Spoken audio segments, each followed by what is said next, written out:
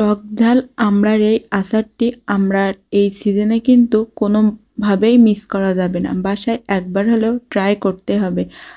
আর আজকে এই রেসিপিটাই আপনাদের সাথে শেয়ার করব। প্রথমে আমি আমড়া ছোট ছোট করে টুকরো করে কেটে নিয়ে পরিমাণ মতো চিনি দিয়ে আধা ঘন্টার জন্য এটাকে ঢেকে রেখে দিব, যাতে চিনিটা আমড়ার ভিতরে খুব ভালোভাবে যেতে পারে। এখন একটা প্যানে পরিমাণ মতো সরিষার তেল দিয়ে দিলাম। তারপরে এখানে গোটা পাঁচফোড়ন দিলাম 1 চামচের মতো।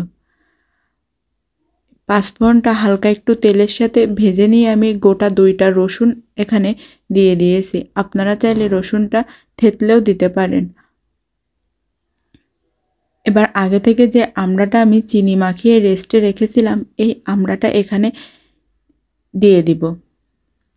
তারপরে স্বাদ মতো লবণ, হলুদ, মরিচ ও অল্প একটু জিরার গুঁড়া এখানে দিয়ে আমি এটাকে রান্না করে নেব প্রথমে 10 মিনিট।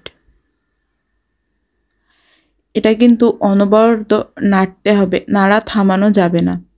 আর ভিডিওটি যদি আপনারা ফেসবুক পেজ থেকে দেখেন তাহলে ফেসবুক পেজটি অবশ্যই ফলো দিয়ে রাখবেন।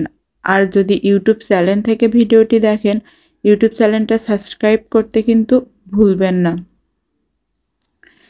এভাবে অনবরত 10 থেকে 15 মিনিট জাল করার পরে আমি এখানে পাঁচফোড়ন গুঁড়া দিয়ে দিলাম 2 চামচের মতো। পাঁচফোড়ন গুঁড়া দিয়ে আমি এটাকে আবারও 10 থেকে 15 মিনিট মিডিয়াম আঁচে রান্না করব।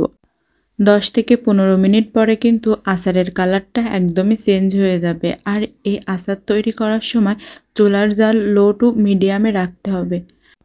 আচার থেকে যখন তেলটা ছেড়ে দিবে তখন বুঝে নেবেন আচারটি একদমই তৈরি।